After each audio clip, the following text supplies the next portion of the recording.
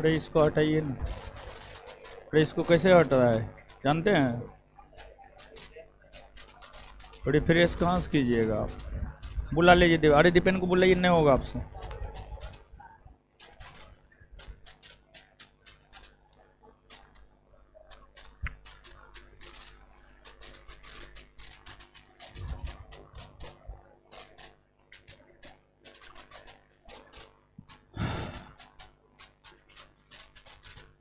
Hello, चलिए आ जाइए।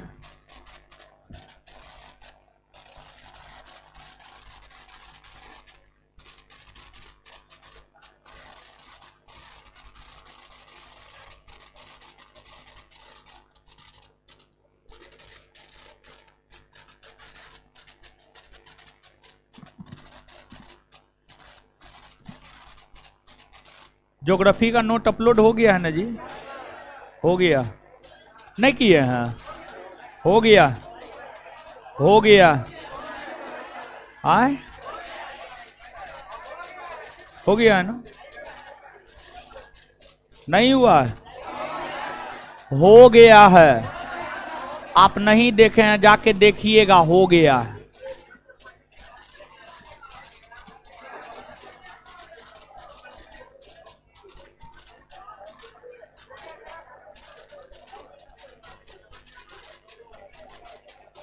आ जाइए। पिछले सेशन की अगर बात की जाए तो पिछले सेशन में हम आपको पुर्तगाली ईस्ट इंडिया कंपनी और डच ईस्ट इंडिया कंपनी, पुर्तगाली और डच दोनों के विषय में हम आपको पिछले सेशन में बता दिए थे।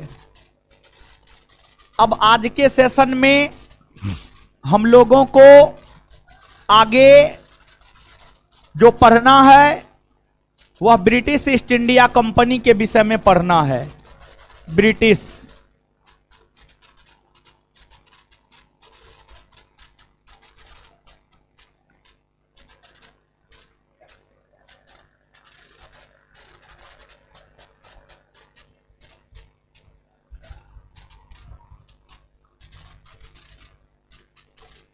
British East India company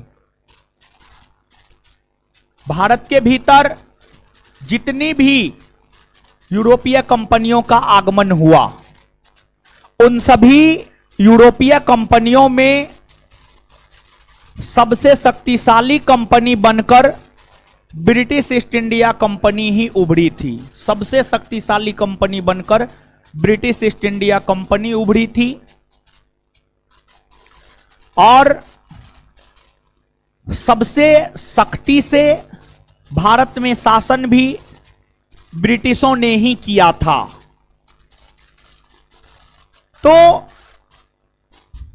British के विषय में जानना है, समझना है चीजों को।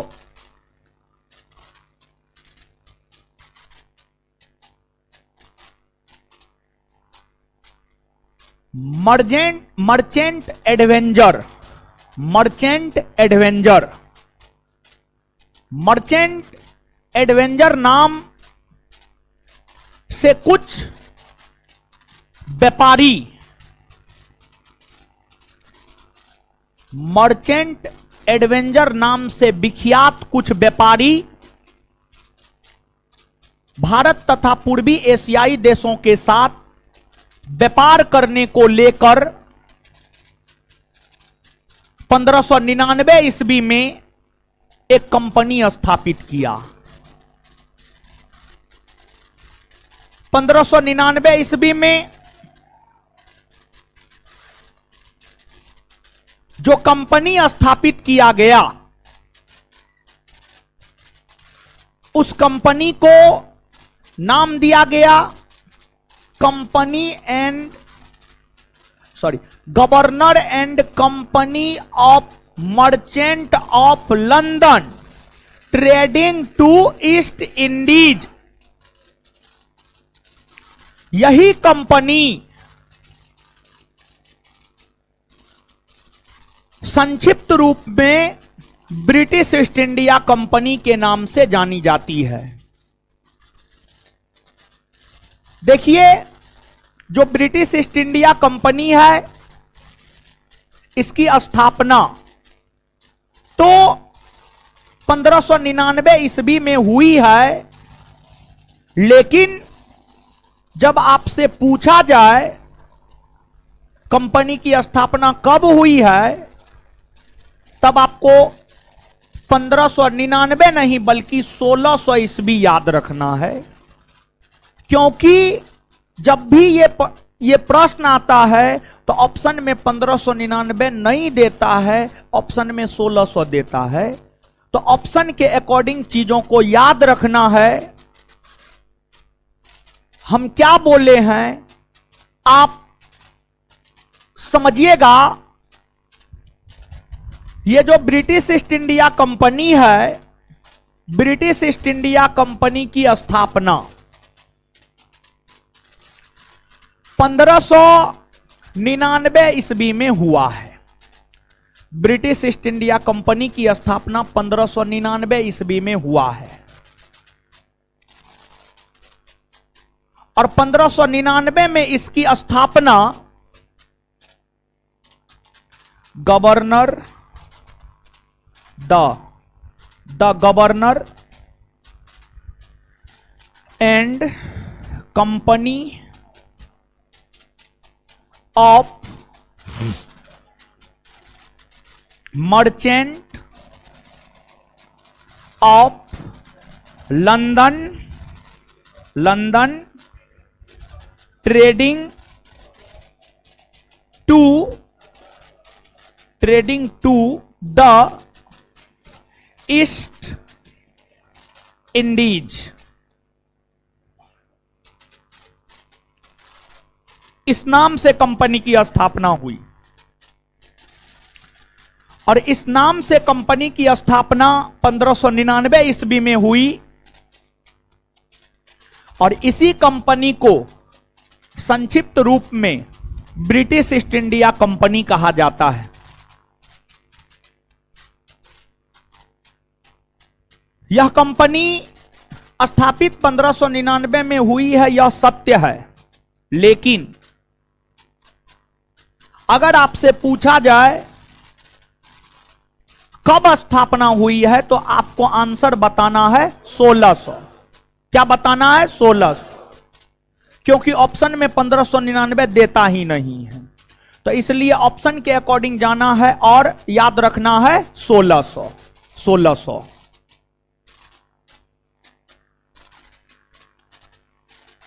इस कंपनी की स्थापना का उद्देश्य भारत और पूर्वी एशियाई देशों के साथ व्यापार करना था। इस कंपनी की स्थापना का उद्देश्य भारत और पूर्वी एशियाई देशों के साथ व्यापार करना था, और इसलिए यह कंपनी स्थापित हुई। यह सरकारी कंपनी नहीं था, बल्कि यह एक प्राइवेट कंपनी था। यह एक निजी कंपनी था। यह एक निजी कंपनी था, और इस निजी कंपनी में शुरुआती वर्षों में 217 साझीदार हुआ करता था। 217 साझीदार हुआ करता था। 217 पार्टनर हुआ करता था। मतलब इस कंपनी में 217 लोगों ने पैसा लगाया था। 217 लोगों ने पैसा लगाया था। और यह कंपनी भारत में सफल रहा है। इस कंपनी के भारत में सफल होने के कई सारे कारण हैं, लेकिन उसमें एक कारण इस कंपनी के प्राइवेट होना भी है। प्राइवेट कंपनी अपने मन मुताबिक निर्णय लेने में सक्षम होती है, और प्राइवेट कंपनी अपने मन मुताबिक निर्णय लेती है।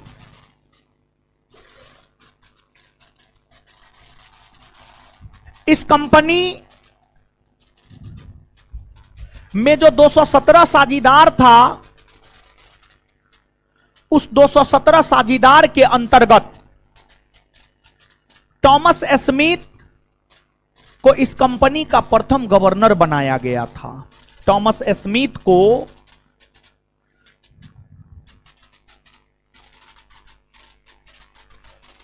इस कंपनी का प्रथम गवर्नर बनाया गया था और इस कंपनी को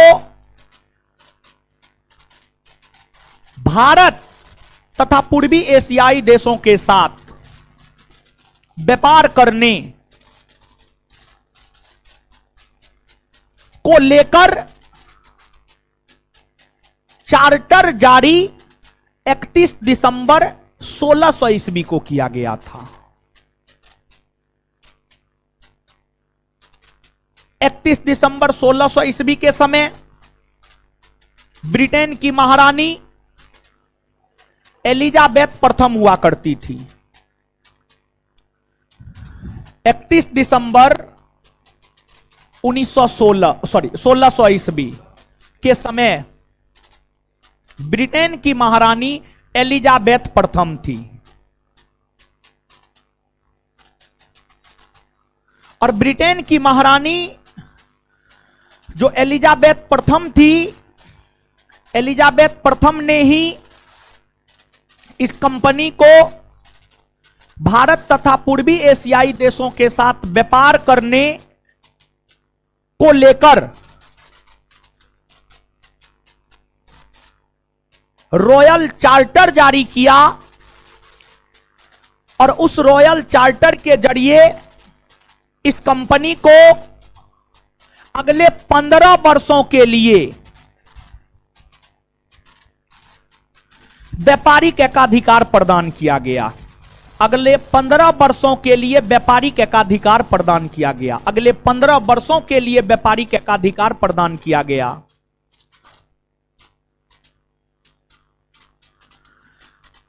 इस कंपनी को भारत तथा पूर्वी एशियाई देशों के साथ व्यापार करने का एकाधिकार 31 दिसंबर 1600 ईस्वी को प्राप्त हुआ, लेकिन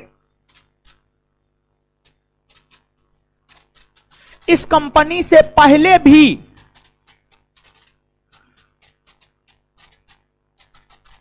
एक कंपनी था, उसको भारत के साथ व्यापार करने का एकाधिकार दिया गया था।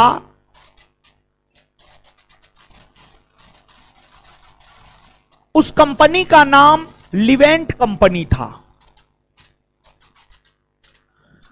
और लिवेंट कंपनी को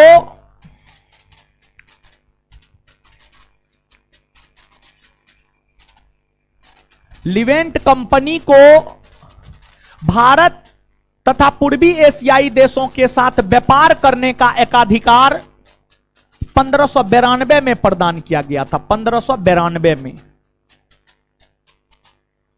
तो जो the governor and company of merchant of London trading to East Indies है, इसको तो व्यापार करने का एकाधिकार 31 दिसंबर 1600 ईस्वी को दिया जा रहा है, लेकिन इससे पहले 1592 ईस्वी में लिवेंट कंपनी को भारत तथा पूर्वी एशियाई देशों के साथ व्यापार करने का एकाधिकार दिया गया। लेकिन जो लिवेंट कंपनी था, लिवेंट कंपनी को स्थल मार्ग से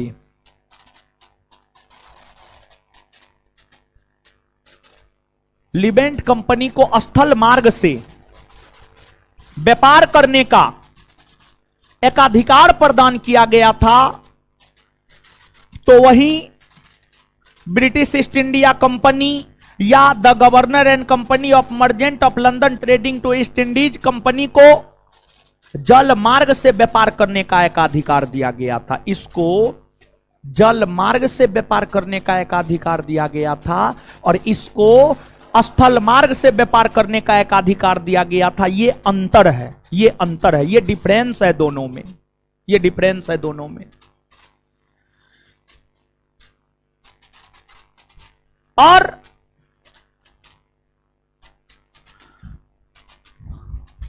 जो यह कंपनी है,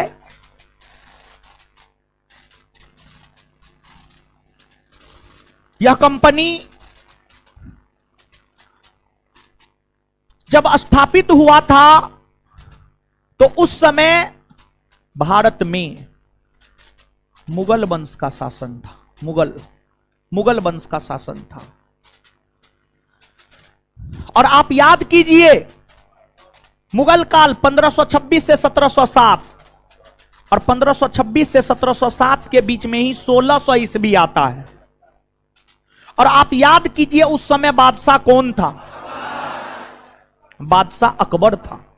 बादशाह कौन था? अकबर। तो कंपनी की स्थापना के समय मुगल बादशाह अकबर थे। मुगल बादशाह अकबर थे। महारानी एलिजाबेथ को पता चला भारत का मुगल बादशाह अकबर है। महारानी एलिजाबेथ ने अकबर के नाम खत लिखी और अकबर से विनम्रता पूर्वक आग्रह की कि हमारे देश की कंपनी को भारत में व्यापार करने का अधिकार दिया जाए।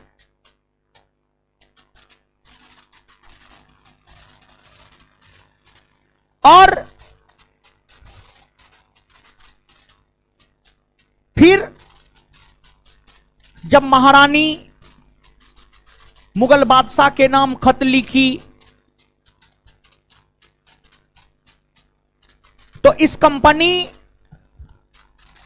से संबंधित लोग भारत आना प्रारंभ कर दिए। इस कंपनी से संबंधित लोग भारत आना प्रारंभ कर दिए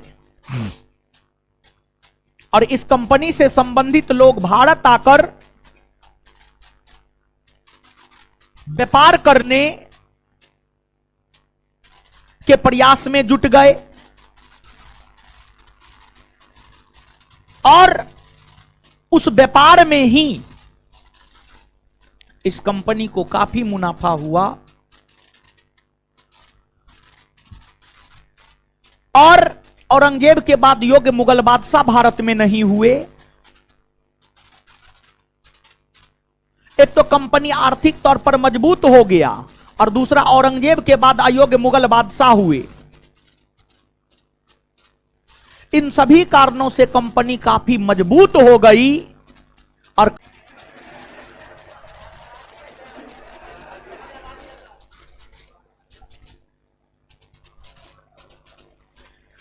जानते हैं ये कलयुग है, घोर कलयुग है। इसमें किसी का हाथ मत पकड़िएगा आप, समझे? नहीं तो पता चलेगा कल के डेट में वही आपका गला दबा रहा है।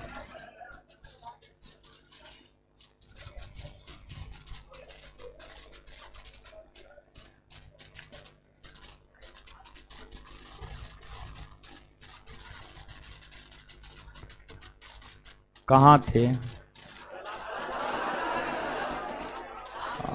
हाथ मिला रहे। का हीरो, का हालचाल है? का हालचाल? ये सब क्या है? ये सब हाथ में, इसके बाद गला में, क्या है ये सब? तो चलिए शांत हो जाइए, कुछ छुटाने ना है जी। चलिए, ऑनलाइन वाले लोग थोड़ा सा इंटरनेट अप एंड डाउन हो गया था, नेटवर्क ना है जी। ठीक है, जैसे जियो का नेटवर्क, बात कर रहे हैं कभी कट गया तो hello hello hello hello hello करने लगते हैं क्या? नहीं तो फिर से काट के करते हैं, तब फिर से होता है जो होना होता है। तो नेटवर्क पे ऑनलाइन चलता है तो अप एंड डाउन हो जाता है। तो अप एंड डाउन हो गया था, वो ठीक हो गया। अब तो कुछ भी आपका नहीं छूटा, हम कुछ और न बोले हैं।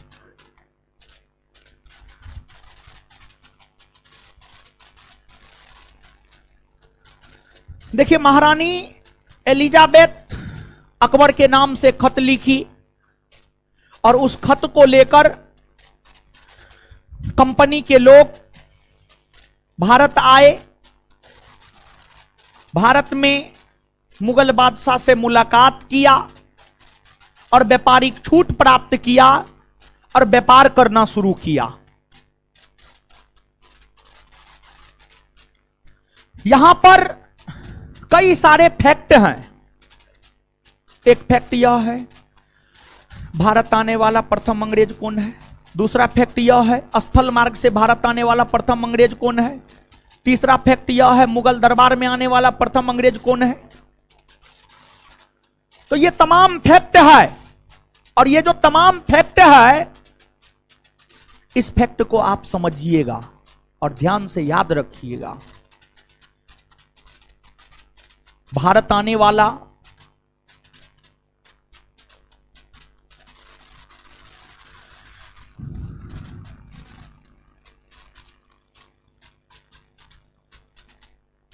प्रथम अंग्रेज, भारत आने वाला प्रथम अंग्रेज Ralph Fitch. Ralph Fitch Mughal बादशाह अकबर के समय 1572-73 में आगरा और सिकरी, फतेहपुर सिकरी, रॉल्फ फिंच आया था अकबर के समय 1572-73 में। कुछ स्रोत 1572-73 लिखता है और कुछ स्रोत 1579 लिखता है। 1579 1579। कुछ स्रोत 1572 लिखता है और कुछ स्रोत 1579 लिखता है। तो ईस्वी को लेकर विद्वानों के बीच ही डिस्प्यूट है, विवाद है। तो ईस्वी इसलिए ना पूछा जाता है, बल्कि सीधा तौर पर यह पूछा जाता है कि भारत आने वाला प्रथम अंग्रेज कौन है। तो रॉल्फ फिंच अकबर के समय आया था। वही एक बात पूछा जाता है, स्थल मार्ग से, स्थल मार्ग से, इजल मार्ग से आया था, इजल मार्ग से आया था। स्थल मार्ग से भारत आने वाला प्रथम अंग्रेज कौन है। तो स्थल मार्ग से भारत आने वाला प्रथम अंग्रेज है जॉन मिल्डेन हॉल।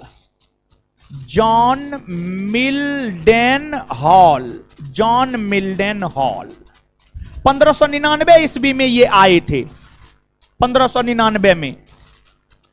फिर एक बात पूछा जाता है, मुगल दरबार में आने वाले, देखिए ये लोग भारत आए, लेकिन ये लोग मुगल दरबार में नहीं आए थे। ये लोग मुगल दरबार में नहीं पहुंचे थे, मुगल दरबार में ये लोग नहीं पहुंचे थे। मुगल दरबार में अपना उपस्थिति दर्ज करवाने वाला, मुगल दरबार में अपना उपस्थिति दर्ज करवाने वाला प्रथम अंग्रेज हुआ captain Hawkins. Captain Hawkins, captain Hawkins.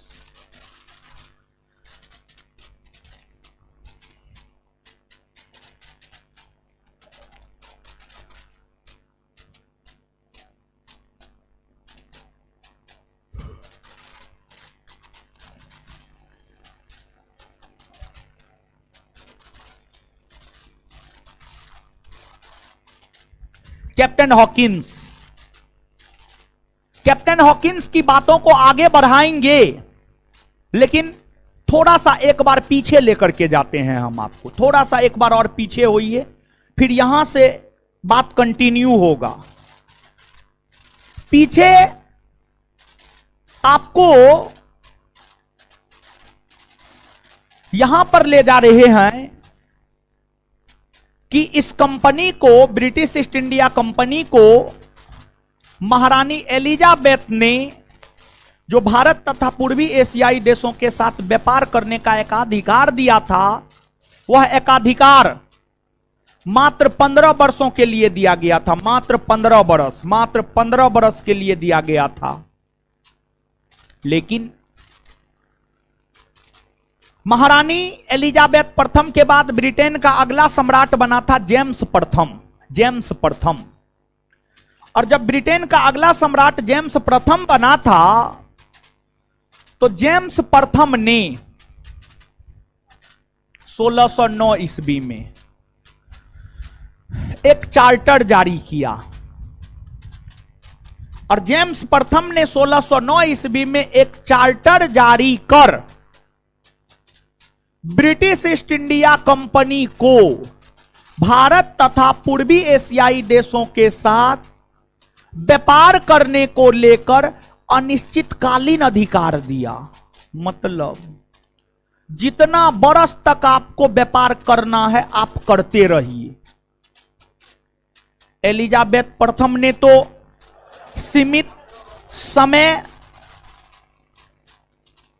का अधिकार दिया, लेकिन जेम्स प्रथम ने 1609 में चार्टर जारी कर ब्रिटिश ईस्ट इंडिया कंपनी को भारत तथा पूर्वी एशियाई देशों के साथ व्यापार करने का अनिश्चितकालीन अधिकार दिया। अनिश्चितकालीन अधिकार दिया यानी जब तक करना है अपना करते रहिए, कोई दिक्कत ना है।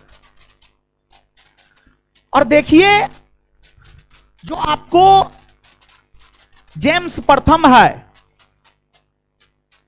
ब्रिटेन के सम्राट जेम्स प्रथम,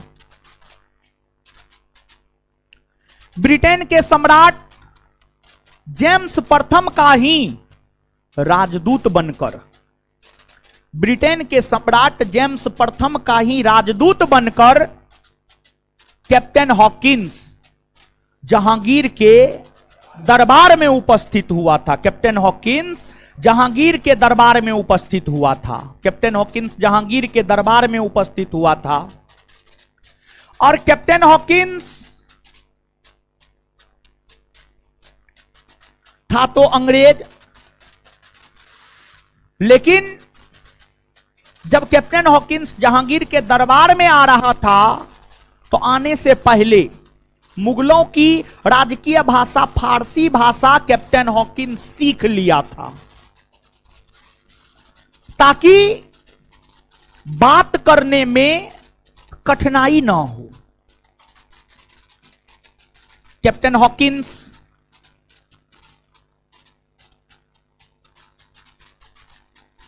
जब जहांगीर के आगरा दरबार में उपस्थित हुआ था तो कुछ उपहार सब भी लेकर आया था। गिफ्ट लेकर आया था। आप कहीं भी मेहमानी जाते हैं, मेहमानी समझते हैं ना, तो कुछ ना कुछ लेके जाते हैं ना जी। मिठाई लेके जाते हैं, बच्चा है तो चिप्स, कुरकुरे, बिस्किट, जो भी है, टॉफी, सब चीज लेके जाते हैं। कहीं भी जाते हैं तो कैप्टन हॉकिंस कुछ गिफ्ट लेकर जहांगीर के दरबार में आया और कैप्टन हॉकिंस के साथ विलियम फिंच भी जहांगीर के दरबार में आया था। विलियम फिंच भी जहांगीर के दरबार में आया था और विलियम फिंच ने ही जहांगीर की प्रेमिका अनारकली है, तरीका अजीब हाल है आप लोग का। ये कौन बात हुआ? अब छोड़ देंगे हम, बहुत सारा फैक्ट छोड़ देंगे, नोटंकी आप लोग बतियाइएगा। तो अब पूछा हुआ क्वेश्चन है, जो बात अभी बता रहे थे पूछा हुआ क्वेश्चन है। आप पूर्वावलोकन से होमवर्क देवे करते हैं, पलट करके देख लीजिएगा। अजीब हाल है। बताइए, बिहार पुलिस का बच्चा करता है, समझ में आता है कि इंटर करके आया है। आप लोग ग्रेजुएट होकर के क्या नोटंकी बतियाते रहते हैं हमेशा? हाँ, क्या है? जाना है, जाना है, जाइए ना।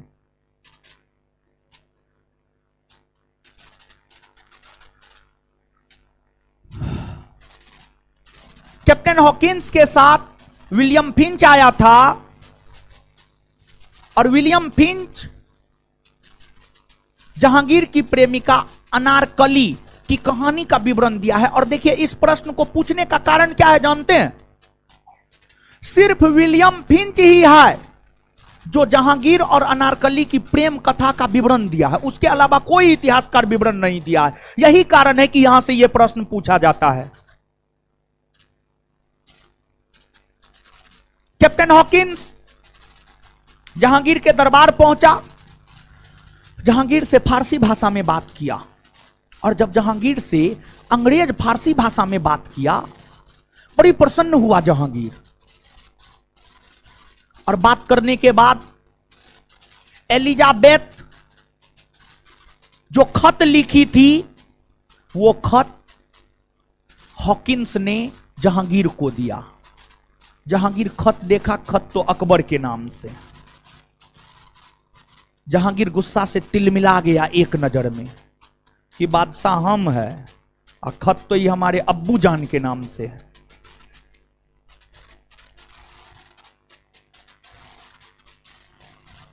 और उस समय अंग्रेजों का तो आगमन ही हुआ था। उसके पहले से भारत में पुर्तगालियों का व्यापार था। तो जहांगीर को लगा अगर अंग्रेज को व्यापारिक छूट दे देंगे तो पुर्तगाली विद्रोह ना कर दे। जहांगीर के दिमाग में बहुत सारी बातें गई।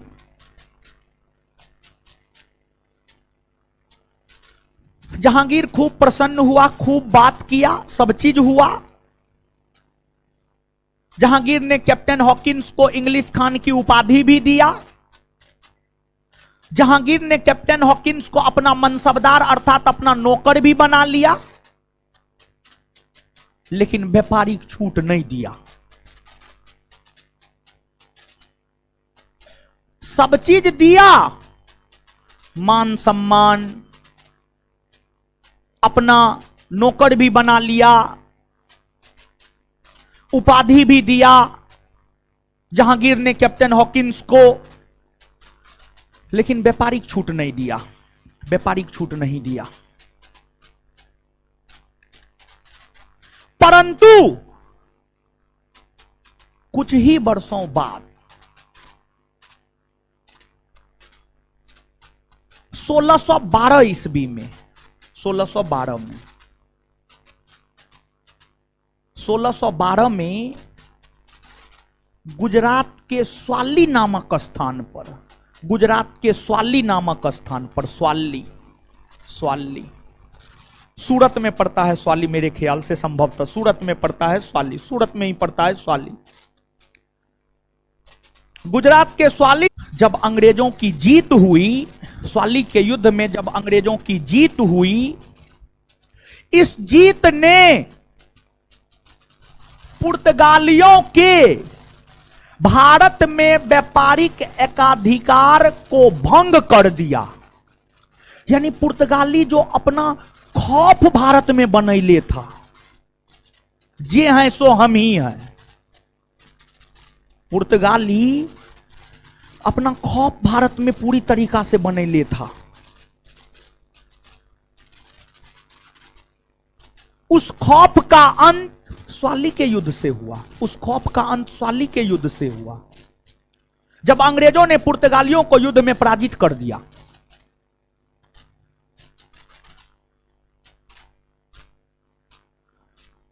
और फिर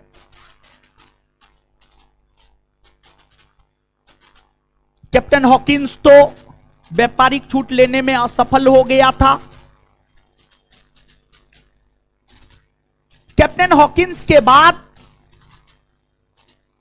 ब्रिटेन के सम्राट जेम्स प्रथम ने 1615 ईस्वी में अपना राजदूत बनाकर सर टॉमस रो को भेजा। सर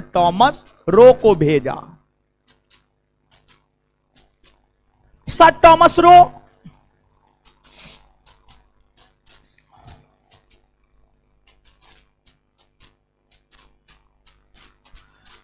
जहांगीर के दरबार में 1615 में आया। जहांगीर के अजमेर दरबार में उपस्थित हुआ था और कैप्टन हॉकिंस आगरा दरबार में उपस्थित हुआ था, और ई जो है अजमेर दरबार में उपस्थित हुआ था। और सर टॉमस रो ने जहांगीर से व्यापारिक छूट मांगा। जहांगीर पहले ये से तैयार बैठा हुआ था कि अब अगर आएगा ना कोई भी, दे देंगे उसको व्यापारिक छूट।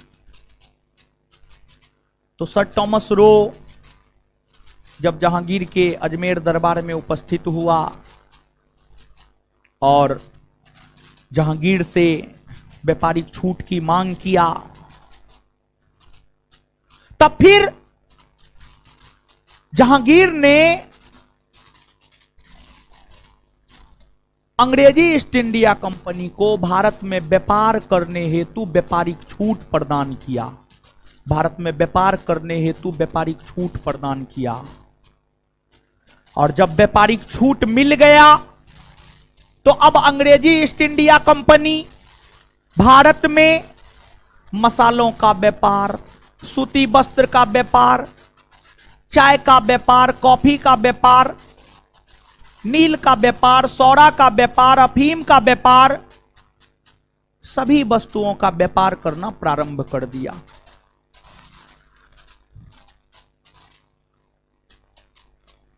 तो ध्यान दीजिएगा, यहां पर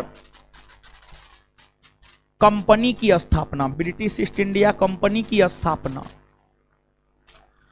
मुगल बादशाह अकबर के समय हुई। कंपनी भारत में व्यापार करना प्रारंभ जहांगीर के समय किया और फिर शाहजहां, औरंगजेब के समय भी व्यापार लगातार जारी रहा। और कंपनी का व्यापार 1833 ईस्वी तक जारी रहा।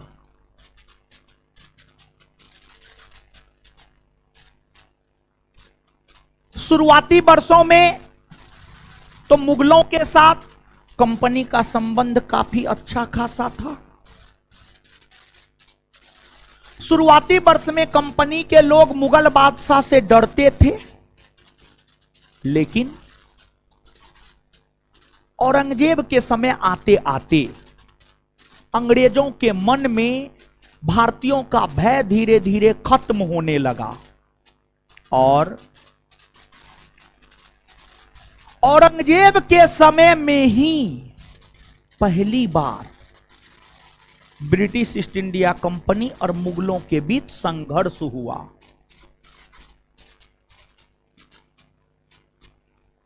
और उस संघर्ष के बाद, उस संघर्ष में तो औरंगजेब की जीत हुई।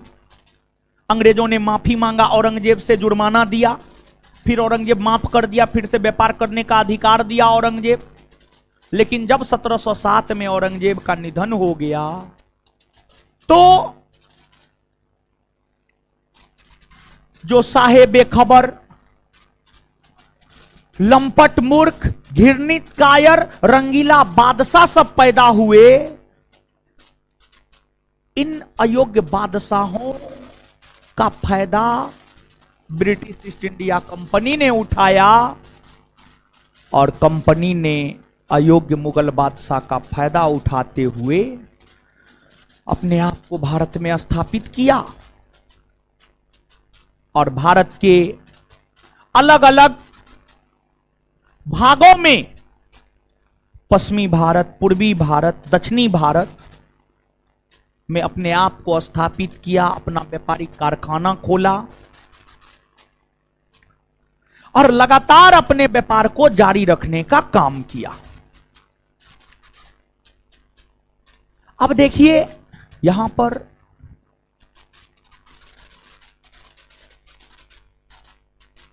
कंपनी के कारखाना को लेकर कई सारे फैक्ट हैं। कंपनी के कारखाना को लेकर जो कई सारे फैक्ट है, उस फैक्ट को देखते हैं आगे हम लोग।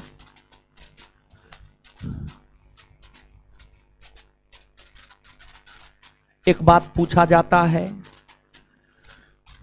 अंग्रेजी ईस्ट इंडिया कंपनी ने अपना पहला व्यापारिक कारखाना कहां खोला? फिर एक पूछा जाता है, अंग्रेजों का प्रथम मान्यता प्राप्त कारखाना कौन है? फिर एक पूछा जाता है, सुनहला फरमान अंग्रेजों के लिए किसने जारी किया? फिर एक पूछा जाता है, अंग्रेजों के लिए मैग्ना कार्टा किसने जारी किया? ये सब फैक्ट है। फिर एक पूछा जाता है, अंग्रेजों को कलकत्ता, मुंबई, मद्रास कैसे प्राप्त हुआ? क्योंकि कलकत्ता, मुंबई, मद्रास को ही अंग्रेजों ने अपना मुख्यालय नगर बनाया था और यही तीन प्रमुख अंग्रेजों का मुख्यालय नगर था। तो ये तमाम फैक्ट यहां से पूछे जाते हैं। तो ये जो तमाम फैक्ट आपसे यहां से पूछे जाते हैं, इन तमाम फैक्टों को ही जानना है और जानने के साथ साथ उसको याद भी कर लेना है। अंग्रेजों ने भारत में अपना पहला व्यापारिक कारखाना 1608 ईस्वी में सूरत में खोला। गुजरात में सूरत पड़ता है। अंग्रेजों ने अपना पहला कारखाना 1608 ईस्वी में गुजरात के सूरत में खोला। इस कारखाना को मान्यता मुगलों के द्वारा दिया जाना था, क्योंकि उस समय गुजरात मुगलों के अधीन था और सूरत मुगलों का भी प्रमुख व्यापारिक केंद्र था। आपसे पूछा जाता है मुगलों का प्रमुख व्यापारिक केंद्र कौन था? आंसर हो जाएगा सूरत। और मुगलों का प्रमुख व्यापारिक केंद्र सूरत था, इसलिए सूरत को शिवाजी ने 2 बार 1664 और 1670 में लूटा। और सूरत मुगलों का प्रमुख व्यापारिक केंद्र था, इसलिए अंग्रेज ने भी अपना पहला व्यापारिक कारखाना सूरत में ही खोला। लेकिन इसे मान्यता तो नहीं मिला, इसे मान्यता नहीं मिला। इसे मुगलों ने मान्यता 1612 ईस्वी में दिया। इसे मुगलों ने मान्यता दिया 1612। लेकिन इस कारखाना को जब मान्यता नहीं मिला तो अंग्रेज दक्षिण भारत की ओर रुख किया। दक्षिण भारत की ओर रुख किया और दक्षिण भारत की ओर रुख किया। और अंग्रेज सबसे पहले अपने आप को दक्षिण भारत में ही मजबूत बनाया। और पहले अंग्रेज दक्षिण भारत में ही अपने आप को स्थापित किया। और अंग्रेज सर्वप्रथम दक्षिण भारत में ही अपने आप को मजबूत करने में सफल इसलिए रहा क्योंकि दक्षिण भारत में मुगलों जैसी कोई शक्तिशाली और केंद्रीय सत्ता नहीं थी। दक्षिण भारत में छोटे छोटे राज्य थे, छोटे छोटे राजा थे। तो दक्षिण भारत में जो छोटे छोटे राजा थे, उन सभी को अंग्रेज अपने नीतियों के तहत पराजित कर देते थे। उनके क्षेत्र पर कब्जा कर लेते थे अंग्रेज।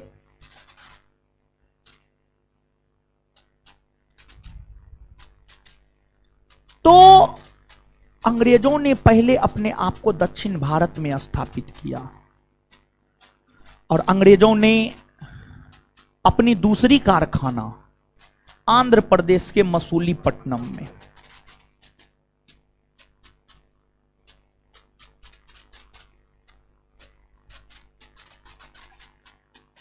आंध्र प्रदेश के मसूलीपट्टनम में 1611 ईस्वी में खोला और इसे तुरंत मान्यता दे दिया गया।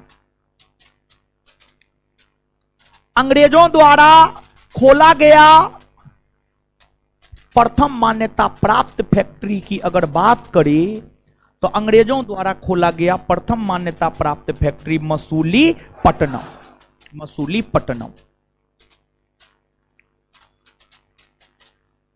फिर अंग्रेजों ने भारत के अलग अलग शहरों में, अहमदाबाद में, पटना में तथा भारत के अन्य शहरों में अपना व्यापारिक कारखाना खोला और अपने व्यापार को सुचारू ढंग से आगे बढ़ाने का काम किया।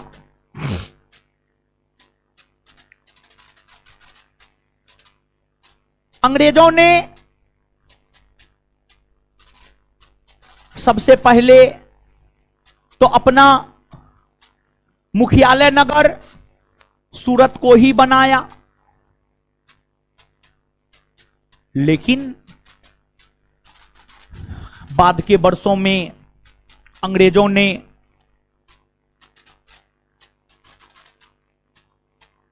मुंबई, मद्रास और कोलकाता, मुंबई, मद्रास और कोलकाता पर कब्जा किया। और मुंबई, मद्रास और कोलकाता पर कब्जा करके इन शहरों को अपना मुख्यालय नगर अंग्रेज ने बनाया। अब अंग्रेजों को मुंबई, मद्रास और कोलकाता कैसे प्राप्त हुआ? सबसे पहले यहां पर बात हम लोग कर लेते हैं मुंबई के संदर्भ में, मुंबई के संदर्भ में, फिर कोलकाता और मद्रास के संदर्भ में बात करेंगे। मुंबई जो कि भारत के पश्चिमी तट पर है,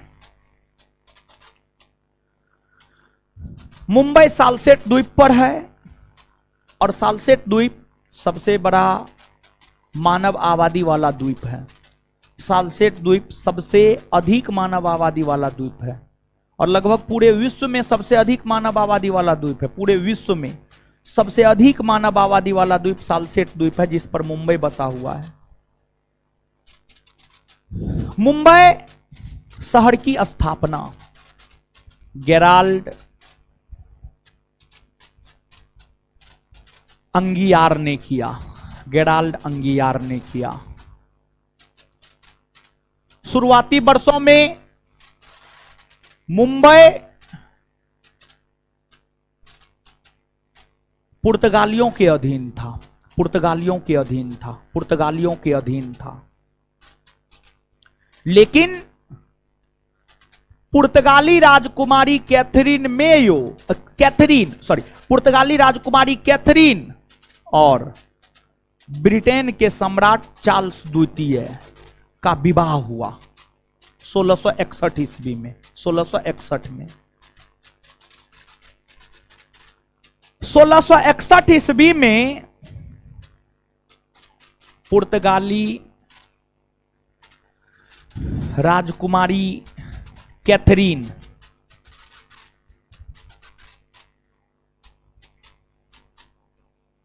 और ब्रिटेन के सम्राट चार्ल्स द्वितीय, ब्रिटेन के सम्राट चार्ल्स द्वितीय का विवाह हुआ। और जब पुर्तगाली राजकुमारी कैथरीन का विवाह ब्रिटेन के सम्राट चार्ल्स द्वितीय के साथ हुआ, तो इस विवाह के उपलक्ष्य में पुर्तगाली ने ब्रिटेन के सम्राट चार्ल्स द्वितीय को दहेज के रूप में मुंबई दे दिया। दहेज के रूप में कहा, लीजिए मुंबई आपका। इस प्रकार चार्ल्स द्वितीय को मुंबई प्राप्त हुआ। और जब चार्ल्स द्वितीय को मुंबई प्राप्त हुआ तो चार्ल्स द्वितीय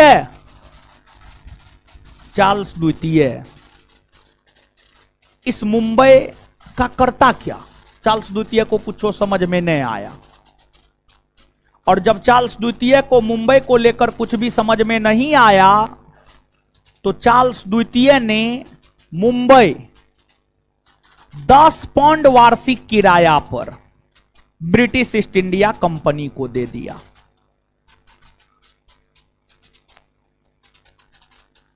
10 पाउंड वार्षिक किराया पर ब्रिटिश ईस्ट इंडिया कंपनी को दे दिया मुंबई।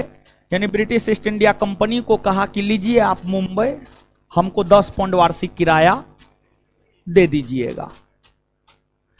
इस प्रकार ब्रिटिश ईस्ट इंडिया कंपनी को मुंबई प्राप्त हुआ। और जब ब्रिटिश ईस्ट इंडिया कंपनी को मुंबई प्राप्त हुआ तो मुंबई को अपने अधीन कर लिया ब्रिटिश ईस्ट इंडिया कंपनी। समुद्री नगर था, बंदरगाह नगर था वो। कोई भी जहाज आकर, समुद्री जहाज आकर मुंबई बंदरगाह पर रुकता था, मुंबई शहर का काफी महत्व बढ़ गया और अंग्रेजों ने मुंबई को अपना मुख्यालय नगर बना लिया। फिर इसके बाद बात अगर मद्रास की करें, मद्रास कहा जाता है कि अंग्रेजों ने 1639 ईस्वी में चंद्रगिरी के राजा से, एगो चंद्रगिरी बंगाल में भी पड़ता है, एगो चंद्रगिरी कर्नाटक में भी पड़ता है, कर्नाटक में भी पड़ता है, कर्नाटक में भी पड़ता है। तो यहां पर जो चंद्रगिरी की बात कर रहे हैं, कर्नाटक के संदर्भ में बात कर रहे हैं हम आपको। और चंद्रगिरी के राजा का ही अधिकार मद्रास पर भी था। अंग्रेजों ने 1639 ईस्वी में चंद्रगिरी के राजा से मद्रास को पट्टे पर लिया, यानी मद्रास को किराया पर लिया, मद्रास को किराया पर लिया, रेंट पर लिया। जैसे अभी आप रेंट पर रूम लेकर के रहते हैं, लेकिन एक समय ऐसा आया 5 साल के बाद कि आप अपने मालिक से ज्यादा स्ट्रांग हो गए, मान लिया जाए, अगर हो गए, मकान हड़प लीजिएगा, क्या दिक्कत, कोई दिक्कत ना, समझे। लेकिन पहले शक्तिशाली होइए, पहले मजबूत होइए।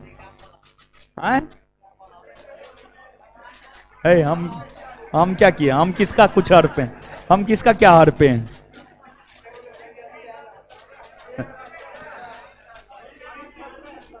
आए क्या हुआ, इसको हड़प ले। ये सब बातों मत कीजिए महाराज, रूम मालिक नीचे में बैठल रहता है, कल्ले खाली करवा देगा हमको।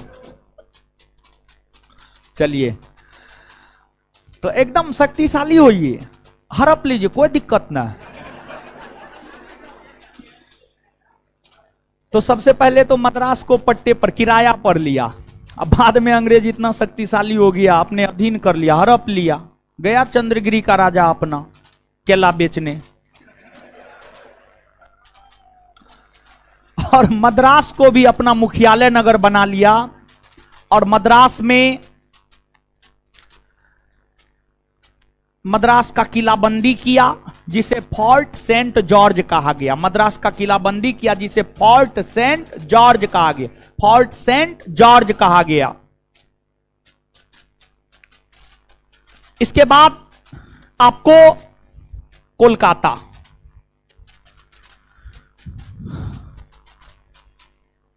कोलकाता बंगाल में है। बंगाल मुगलों के अधीन हुआ करता था, और मुगल साम्राज्य के अंतर्गत बंगाल एक प्रांत हुआ करता था।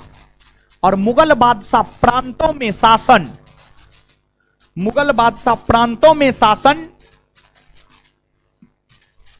दीवान और सूबेदार के माध्यम से चलाता था। दीवान और सूबेदार, 2 पद होता था, एक दीवान एक सूबेदार। दीवान कर की वसूली राज्य में करता था, और सूबेदार शासन प्रशासन को देखता था। यही 2 पद के जरिए मुगल बादशाह प्रांतों में शासन प्रशासन को चलाता था। तो मुगल बादशाह ने बंगाल में सूबेदार और दीवान के माध्यम से शासन प्रशासन चलाया। बंगाल के सूबेदार अजीम उस्सान ने, बंगाल के सूबेदार अजीम उस्सान ने अंग्रेजों को 3 गांव 1200 रुपया वार्षिक किराया पर दिया। और अंग्रेजों को 3 गांव 1200 रुपया वार्षिक किराया पर बंगाल के सूबेदार अजीम उस्सान ने दिया। और जो 3 गांव किराया पर दिया था, उस 3 गांव का नाम था सूतानती, कालीकाटा और गोविंदपुर, ये 3 गांव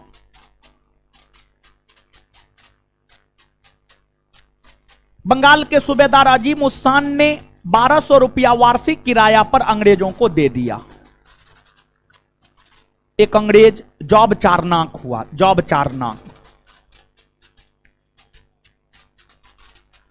चारनाक ने इन तीनों गांव को मिलाकर एक शहर की स्थापना कर लिया, और जॉब चारनाक ने इन तीनों गांवों को मिलाकर जो शहर की स्थापना किया वही शहर कहलाया कोलकाता।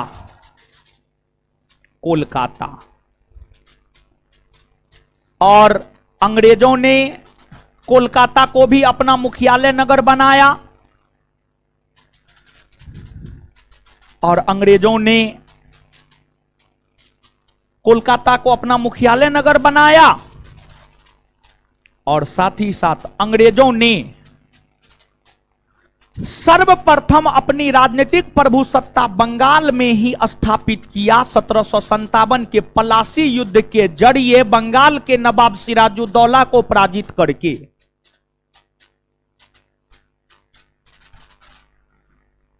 अंग्रेजों ने बंगाल से ही भारत में शासन का सूत्रपात किया, और इसलिए बंगाल के भीतर जॉब चारनाक द्वारा स्थापित कोलकाता नामक शहर को अंग्रेजों ने भारत की राजधानी बनाया। और यह कोलकाता नामक शहर 1774 ईस्वी से लेकर 1911 ईस्वी तक भारत की राजधानी बनी रही, और 1911 में तृतीय दिल्ली दरबार का आयोजन हुआ। उस तृतीय दिल्ली दरबार में यह घोषणा किया गया कि भारत की राजधानी कोलकाता के बजाय दिल्ली बनाई जाएगी, और इस घोषणा के तहत ही भारत की राजधानी 1 अप्रैल 1912 को दिल्ली बनी।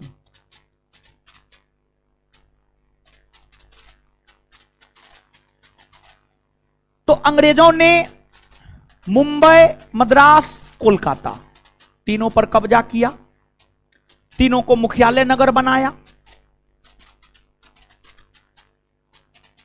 और अपना व्यापार लगातार जारी रखा।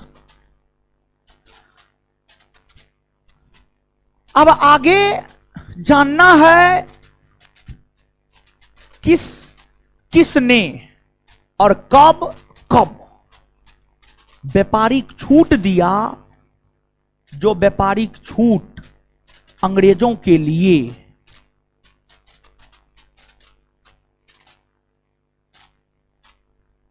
मैग्ना कार्टा साबित हुआ, महाधिकार पत्र साबित हुआ, जो व्यापारिक छूट अंग्रेजों के लिए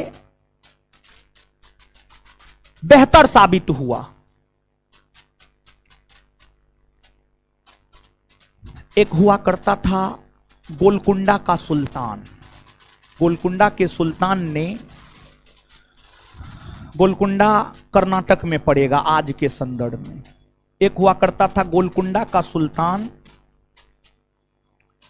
गोलकुंडा के सुल्तान ने 1632 में अंग्रेजों को जो व्यापारिक छूट दिया, अंग्रेजों के लिए जो फरमान जारी किया, उसको गोल्डन फरमान या सुनहला फरमान कहा जाता है। सुनहला फरमान, सुनहला फरमान कहा जाता है। और मुगल बादशाह फर्रुखसियर ने, और मुगल बादशाह फर्रुखसियर ने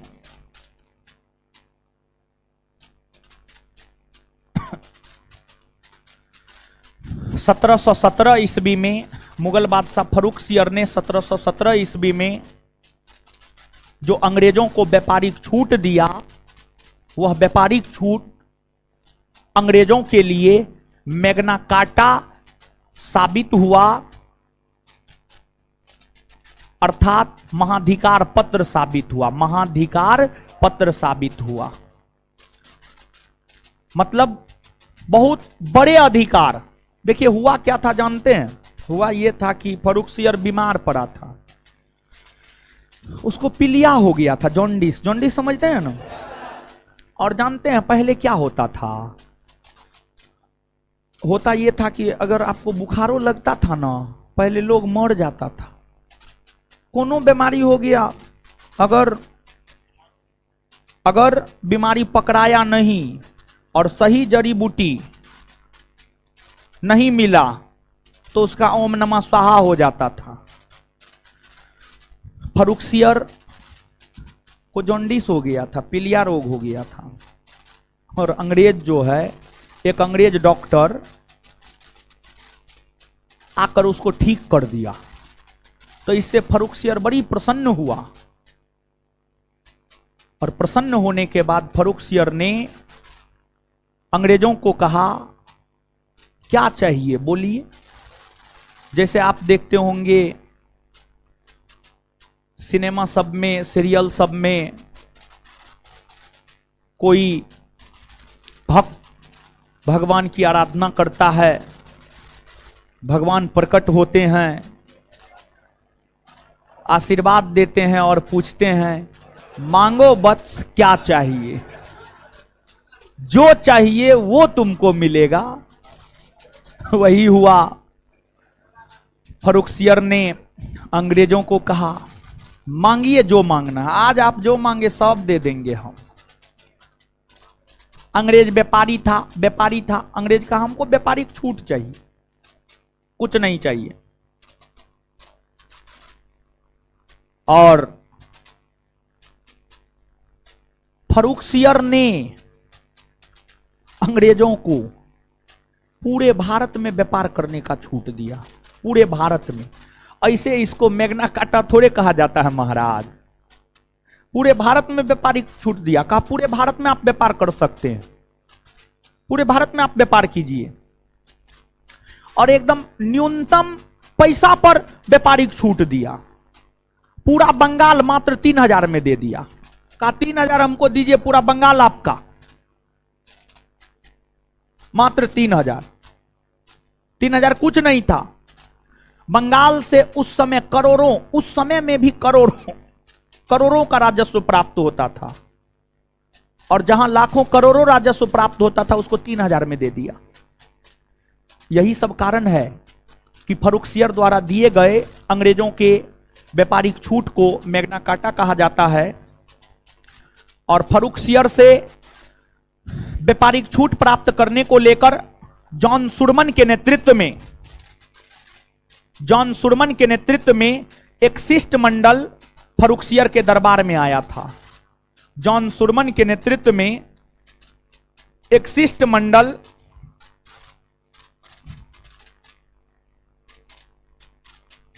फरुखसियर के दरबार में आया था। जॉन सुरमन के नेतृत्व में एक शिष्टमंडल फरुखसियर के दरबार में आया था और व्यापारिक छूट लिया, मजे में व्यापार करने लगा।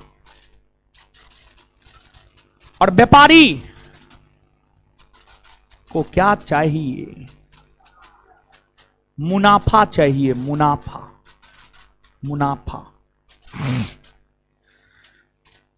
जैसे इस बात को ऐसे समझिए, संस्थान का पहला सेंटर किसान कोल्ड स्टोर।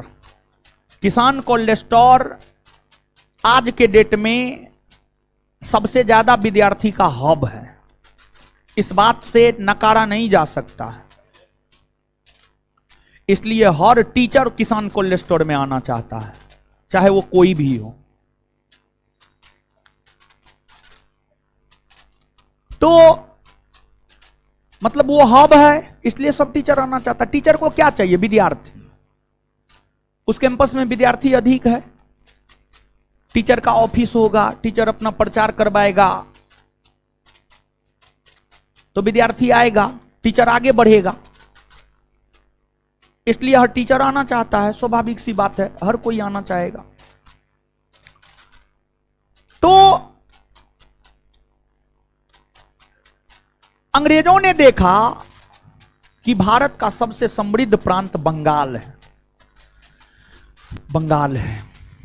तो अंग्रेजों ने अपना पूरा ध्यान सब जगह से हटाकर बंगाल पर केंद्रित कर दिया। सबसे समृद्ध था। और बंगाल सबसे समृद्ध था, इसलिए अंग्रेज अपना पूरा ध्यान बंगाल पर लगाया और बंगाल पर कब्जा किया और बंगाल को कंगाल बना दिया। जो बंगाल 18वीं सदी में भारत का स्वर्ग कहा जाता था, उस बंगाल को अंग्रेज इतना लूटा, खखोर के खा गया। समझ रहे? खखोर के खाना समझते हैं?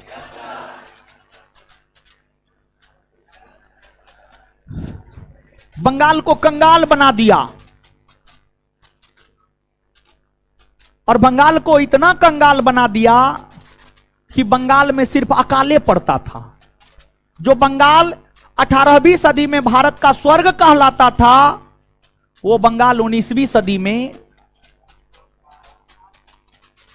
अकालों का राज कहलाने लगा। बंगाल को इतना लूटा, कुछ नहीं छोड़ा। पूरा बंगाल का जो है ना, बंगाल का खून निचोड़ लिया। समझ गए? बंगाल का दोहन किया और बंगाल से ही तो अंग्रेज मालामाल हुआ और बंगाल से ही तो अंग्रेजों को पहचान मिली। जैसे चंपारण से गांधी जी को पहचान मिली, वैसे अंग्रेजों को बंगाल से पहचान मिली।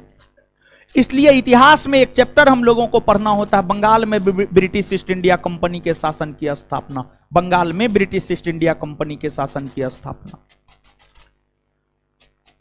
यह अंग्रेजी ईस्ट इंडिया कंपनी के विषय में हुआ। अब जो है कुछ बात आपको लिखना है, लिखिए अब कुछ बात पहले।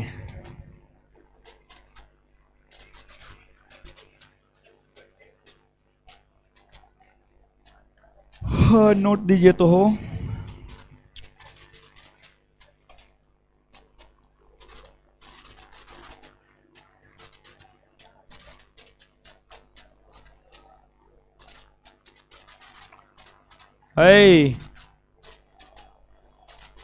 लिखिए। पहला point,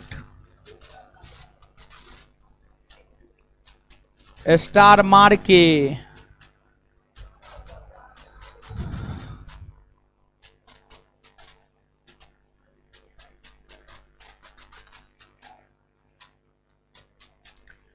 British East India company से पहले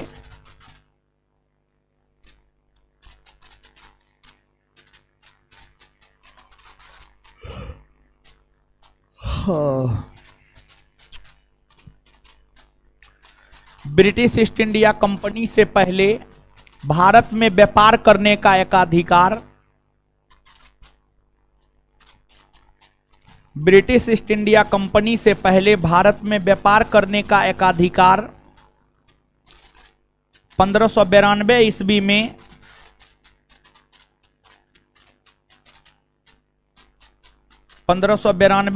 में लिवेंट कंपनी को दिया गया था।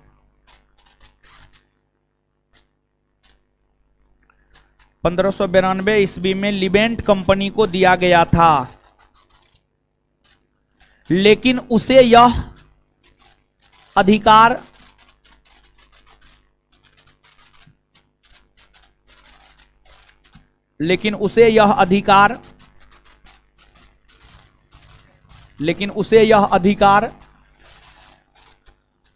स्थल मार्ग से व्यापार करने को लेकर दिया गया था।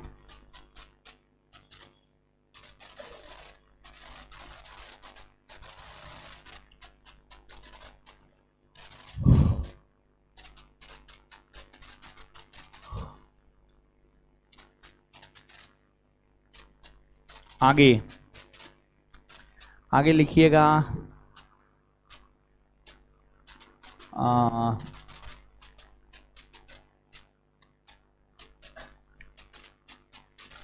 1612 ईस्वी में, नेक्स्ट पॉइंट, अगला पॉइंट, 1612 ईस्वी में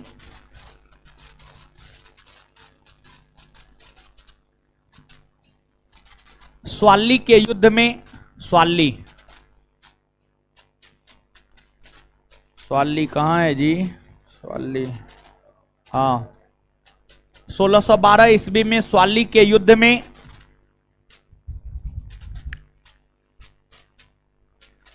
के युद्ध में अंग्रेज सेनापति थॉमस बेस्ट के नेतृत्व में, अंग्रेज सेनापति थॉमस बेस्ट के नेतृत्व में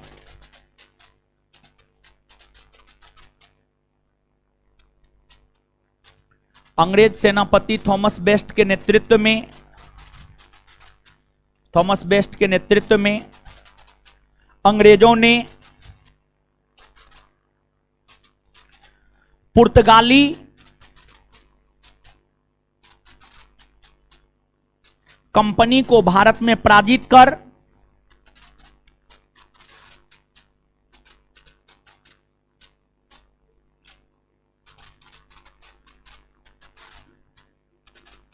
पुर्तगाली कंपनी को भारत में पराजित कर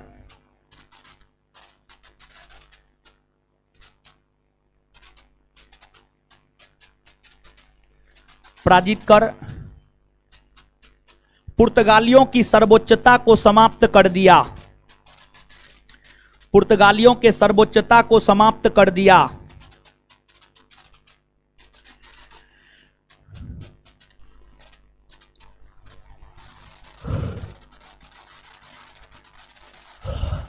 पुर्तगालियों के सर्वोच्चता को समाप्त कर दिया गया।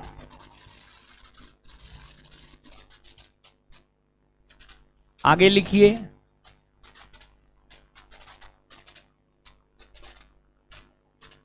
1632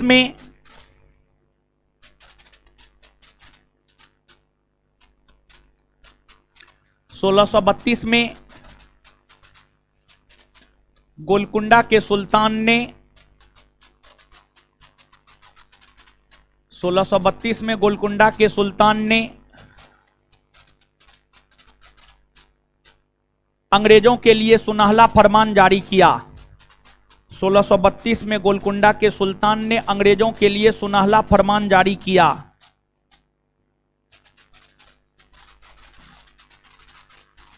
अगला पॉइंट,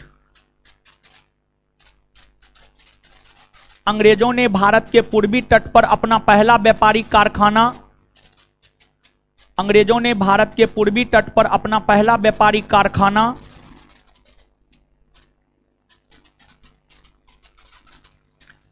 अंग्रेजों ने भारत के पूर्वी तट पर अपना पहला व्यापारिक कारखाना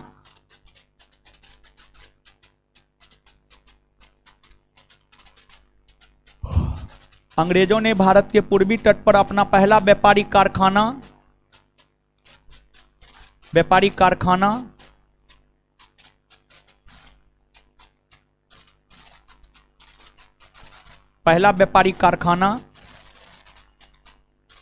उड़ीसा के बालासोर में उड़ीसा के बालासोर में 1633 ईस्वी में खोला। उड़ीसा के बालासोर में 1633 ईस्वी में खोला।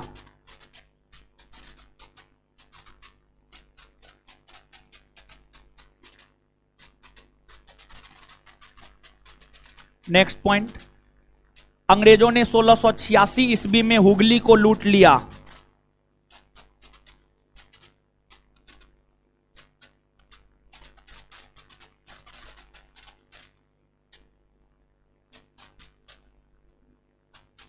अंग्रेजों ने 1686 ईस्वी में हुगली को लूट लिया, जिसके परिणाम स्वरूप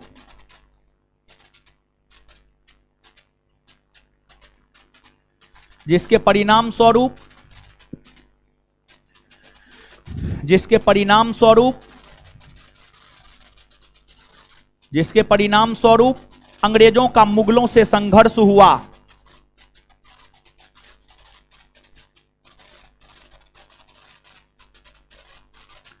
जिसके परिणाम स्वरूप अंग्रेजों का मुगलों से संघर्ष हुआ।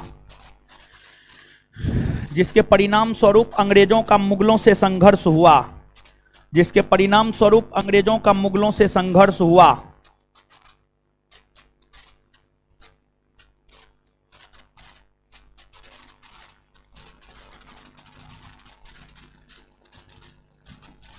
अंग्रेजों का मुगलों से संघर्ष हुआ।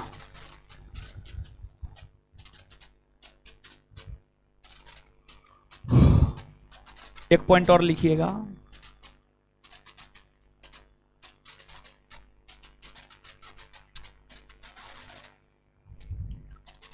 कैप्टन हॉकिंस के साथ जहांगीर के दरबार में, कैप्टन हॉकिंस के साथ जहांगीर के दरबार में, कैप्टन हॉकिंस के साथ जहांगीर के दरबार में, जहांगीर के दरबार में विलियम फिंच भी उपस्थित हुआ था। विलियम फिंच भी उपस्थित हुआ था। विलियम फिंच भी उपस्थित हुआ था। विलियम फिंच भी उपस्थित हुआ था। विलियम फिंच भी उपस्थित हुआ था जिसने अनारकली की दंत कथा,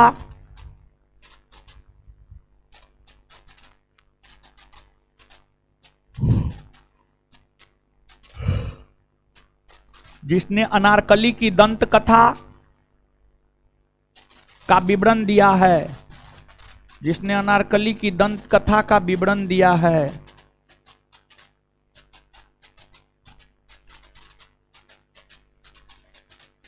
चलिए, और सब मजे में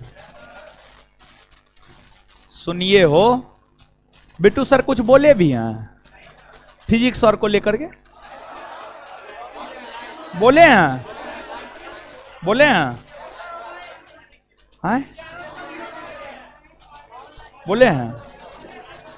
हाँ सुनिए, तो हम भी बोल देते हैं। ऑनलाइन ऑफलाइन सब लोग कान खोल करके सुन लीजिए। क्या कान खोल करके सुन लीजिए? सुनाते हैं, जो सुनाएंगे उसको सुन लीजिए, फिर तो याद करवाएंगे। आपके बैच में फिजिक्स का वीडियो अपलोड है या नहीं है? हम तो नहीं देखे। है फिजिक्स का वीडियो आपके बैच में अपलोड है, सब्जेक्टिव ऑब्जेक्टिव दोनों। देखिए, बात कर रहे थे सर से हम पिछले सप्ताह, शनिवार या रविवार का दिन होगा, तो फिजिक्स को लेकर जो है सर बोल रहे थे कि अगर 4 गो क्वेश्चन पूछेगा तो विद्यार्थी 3 गो बना के आएगा, 5 गो पूछेगा तो 4 गो बना के आएगा। बहुत ज्यादा दिमाग लगाने की जरूरत नहीं है। और सर बोले कि फिजिक्स का जो है बैच में वीडियो अपलोड करवा दीजिएगा।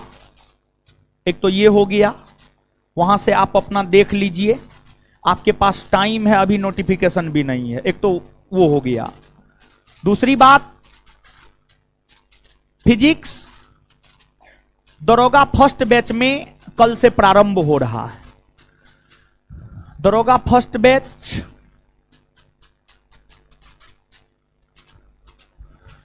सुबह 10 से 12 चलता है। 10:15 बजे से क्लास शुरू होगा या 10:30 बजे से। 10:15 बजे से कभी होता है, कभी 10:30 बजे से। 10:15 बजे से मान के चलिए 10:15 से 12 आपका क्लास होता है। तो इसमें जो है कल यानी 10 अगस्त से फिजिक्स शुरू हो रहा है। फिजिक्स 3 दिन होगा, मंगलवार, बृहस्पतिवार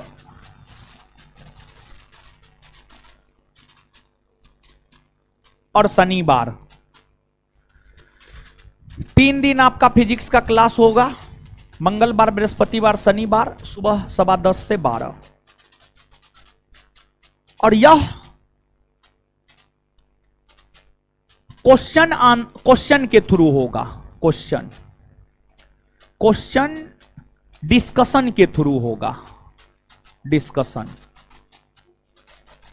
यानी इसमें जो है आपको क्वेश्चन को डिस्कस करेंगे सर, क्वेश्चन को डिस्कस करेंगे, क्वेश्चन को डिस्कस करेंगे, फिजिक्स के क्वेश्चन को डिस्कस करेंगे। और तीनों दरोगा बैच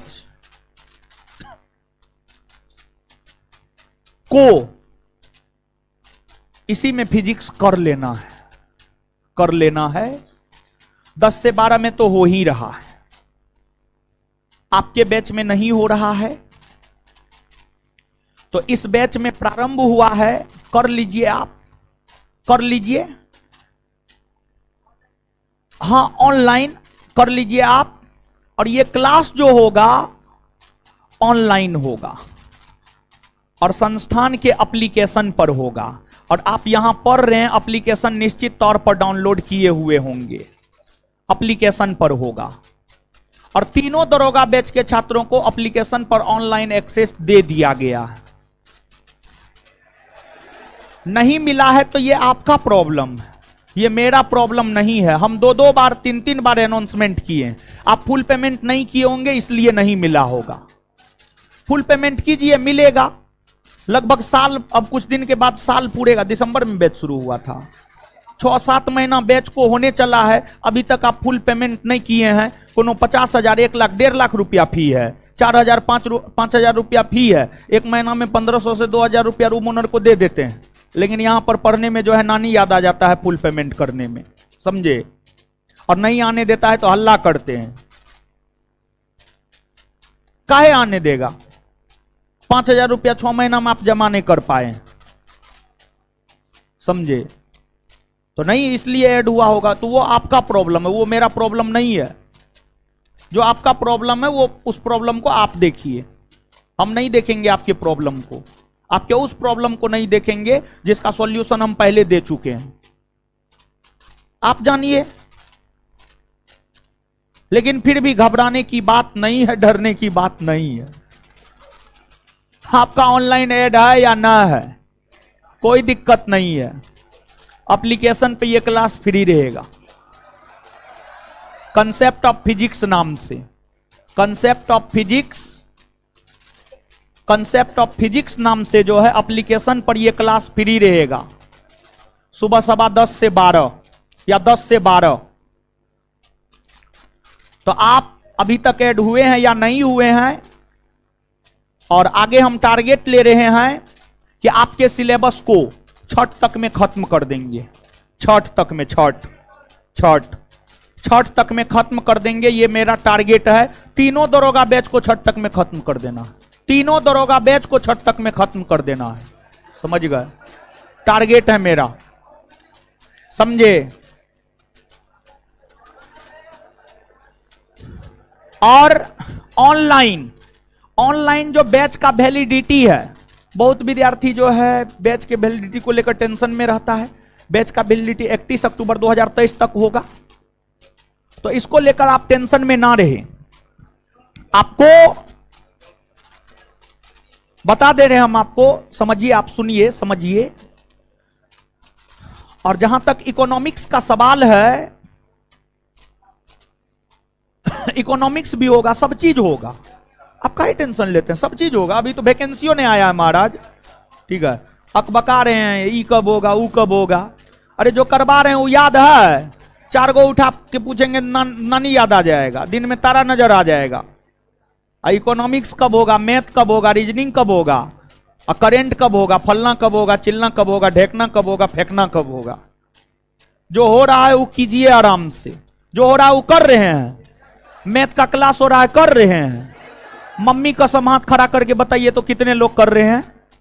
देख लीजिए क्लास का स्थिति, देखिए। और रिजल्ट चाहिए, रिजल्ट दाल भात चोखा है। देख लिए ना क्लास का स्थिति, मैथ का क्लास कितना लोग कर रहा है।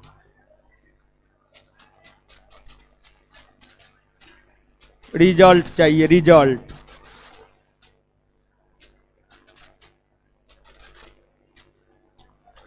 बिना मैथ का मेरिट बन जाएगा आपका। बिना मैथ बनेले 20 में 18 मैथ नहीं बनाइएगा तो मेरिट नहीं बनेगा। हम लिख के देते हैं आपको ये बात। और मैथ ना कीजिए ना, मत कीजिए। मेरा क्या लीजिएगा, मेरा थोड़े कुछ लीजिएगा। आज भी रोड पे घूम रहे हैं, कल भी रोड पे घूमिएगा, परसों भी घूमिएगा। जो मैथ करवा रहे हैं मैथ नहीं कर रहे हैं, और जबकि मैथ जरूरी है। प्रीलिम्स में भी 5-7 पूछता है, मेंस में तो 20-25 पूछता है मैथ रीजनिंग। मत कीजिए, फी पेमेंट पूरा मत कीजिए, मत ऑनलाइन एक्सेस लीजिए। ये आप में अनियमितता है, ये हमारे में कोई अनियमितता नहीं है। तो आप अपनी अनियमितता को आप अपना समझिए, हम उसकी कोई जिम्मेवारी नहीं ले सकते हैं।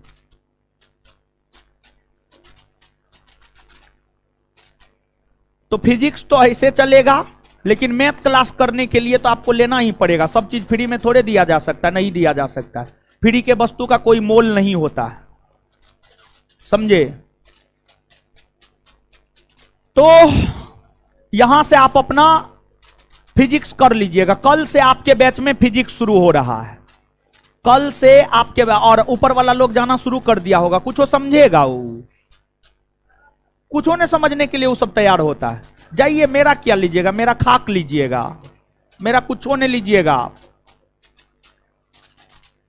ऐसे ये जीवन भर रोडे पर बोकते रह जाइएगा, घूमते रह जाइएगा, ये कोना वो कोना करते रह जाइएगा। तो कल से फिजिक्स शुरू हो रहा है, सुबह 10:15 से 12, मंगलवार, बृहस्पतिवार, शनिवार को होगा। क्वेश्चन आंसर के थ्रू होगा, ऑनलाइन होगा, एप्लीकेशन पर होगा, फ्री रहेगा। और तीनों दरोगा बैच को करना। पहला दरोगा बैच में तो करवाया जा रहा है, दूसरा और तीसरा 3 से 5, 5 से 7, तीनों दरोगा बैच को इसमें आपको करना है। तीनों दरोगा बैच को आपको इसमें करना है, ठीक है। हाँ बोलिए आगे। नोट्स संस्थान के एप्लीकेशन पर अपलोड करवा देंगे, फ्री क्लासेज सेक्शन में भी अपलोड रहेगा, संस्थान के टेलीग्राम चैनल पर भी डाल देंगे। नोट्स अपना निकाल लीजिएगा। नहीं बोले हैं तो जो ऑब्जेक्टिव कल से करवाएंगे वो लीजिएगा ना, ऑब्जेक्टिव ले लेना है, जो करवाएंगे वो ले लेना है। आगे हो सकता है अगर टाइम हो तो हो सकता है कि बिट्टू सर फिजिक्स के नोट पे काम कर रहे हैं अभी, जैसे केमिस्ट्री का नया नोट मिला होगा, बिट्टू सर काम कर रहे हैं फिजिक्स के नोट पे। हो सकता है कि, हो सकता है, पॉसिबिलिटी है, होगा ही, ऐसी कोई जरूरी नहीं है। हो सकता है कि अगर समय रहे तो आपके बैच में नया नोट देकर फिर से आपको फिजिक्स पढ़ाया जाए। इसकी पॉसिबिलिटी 1% है, 1% है। 99% में आपको कल से जो फिजिक्स शुरू हो रहा है वही करना है, क्योंकि जैसे हम परसेंटेज बढ़ाएंगे, आप कल से फिजिक्स नहीं कीजिएगा, हमको पूरा विश्वास है आप पे। तो मात्र 1% है नया फिजिक्स नोट ला करके आपको आपके बैच में पढ़ाया जाए। 99% आपको कल्हे से जो शुरू हो रहा है वही करना है। पहले आप ये कीजिए ना, फिर फ्यूचर, भविष्य को कौन देखा है? भविष्य इतिहास के गर्त में पड़ा हुआ है, उसको कोई नहीं देखा है, कल किसी ने नहीं देखा है। तो इसको करना है, करना है, करना है। और हम पूछेंगे, क्वेश्चन पूछेंगे, कभी भी पूछ देंगे। 3 दिन 4 दिन मेरा क्लास होता, हम किसी भी दिन उठा करके आपसे पूछ सकते हैं, कभी भी पूछ सकते हैं। फिजिक्स समझ गए? तो फिजिक्स करना है, मतलब बात समझ गए? दिमाग में घुसा? हाँ, ऑनलाइन वाले लोग, आप लोग को भी करना है। आप ही मत सोचिएगा कि आपके लिए स्पेशल बोलेंगे हम। तो आपका बैच 5 से 7 है, वो तो ठीक है, लेकिन कल से आपका एक एक्स्ट्रा क्लास होगा 3 दिन सप्ताह में, मंगलवार, बृहस्पतिवार, शनिवार, फिजिक्स का क्वेश्चन आंसर के थ्रू फिजिक्स करवाएंगे। बिट्टू सर करना है, बात समझ में आ गया ना? दिमाग में पूरा घुस गया ना?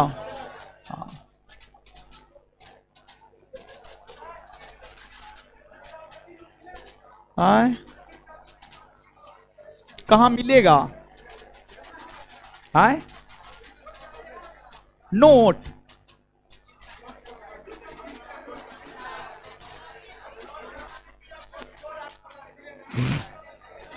नोट्स एप्लीकेशन पर अवेलेबल रहेगा, मार्केट में अवेलेबल रहेगा, टेलीग्राम चैनल पर अवेलेबल रहेगा, हर जगह अवेलेबल रहेगा, ठीक है? ये तो टाइम हो गया जी। है, याद कीजिए, याद करवाए बिना थोड़े जाने देंगे। चलिए, ब्रिटिश ईस्ट इंडिया कंपनी की स्थापना कौन नाम से हुआ है?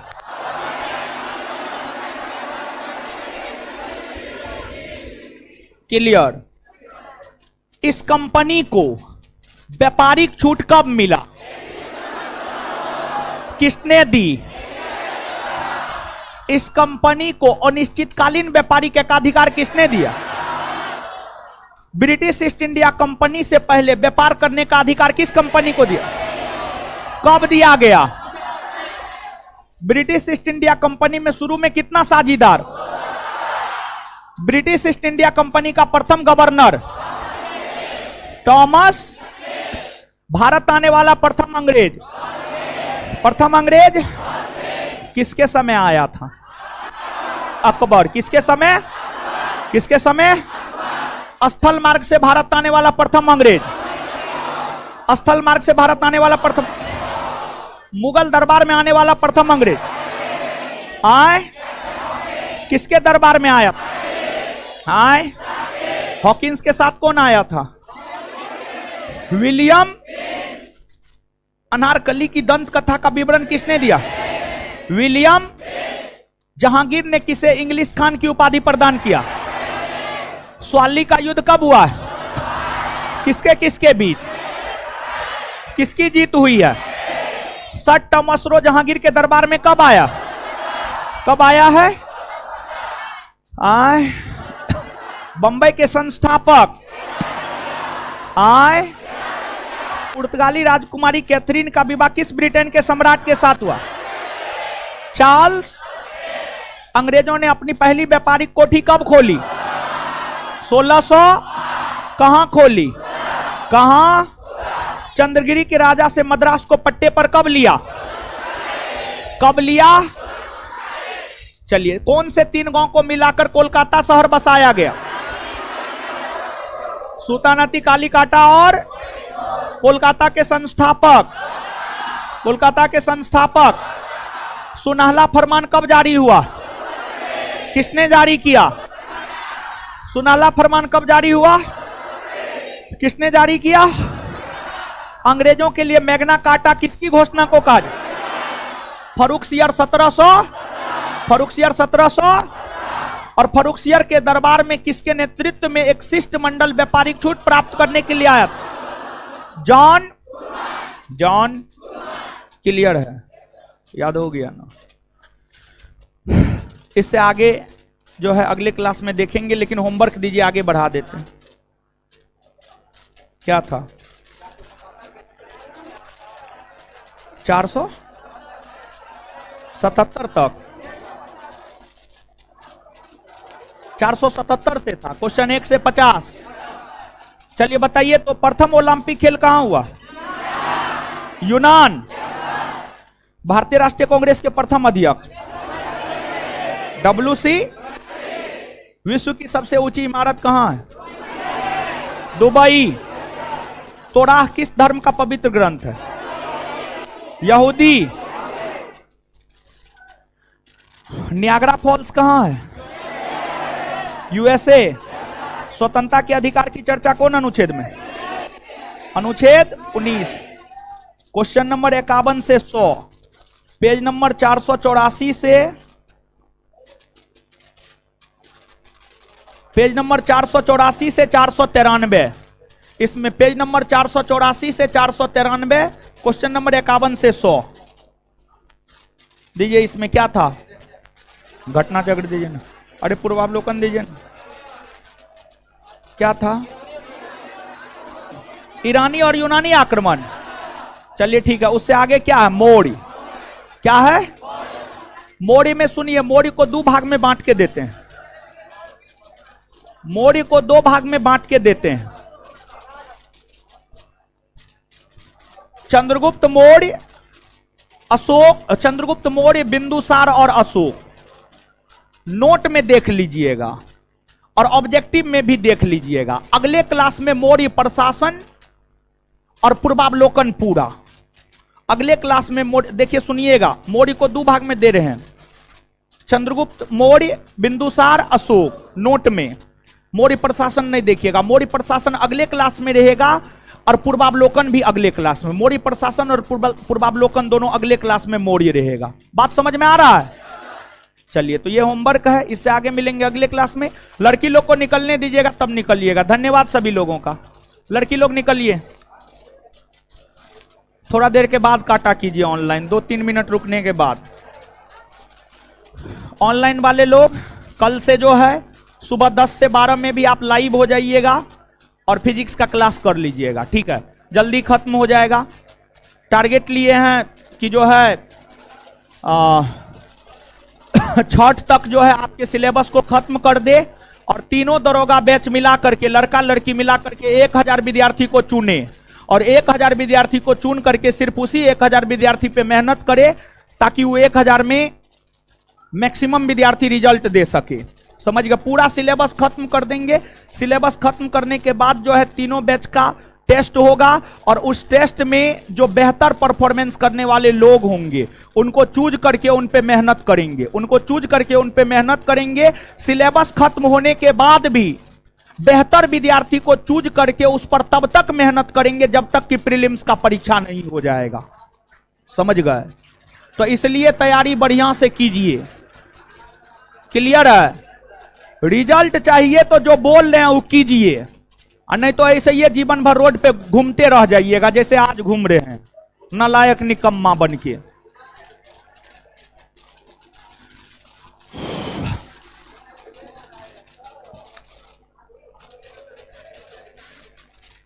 चलिए निकलिए लड़की लोग, जल्दी जल्दी।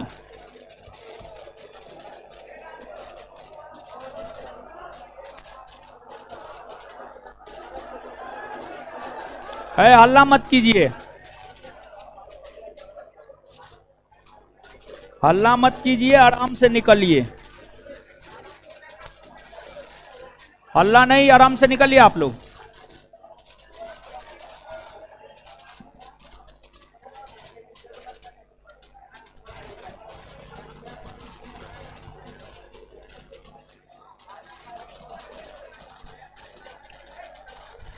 है, लड़का बीच में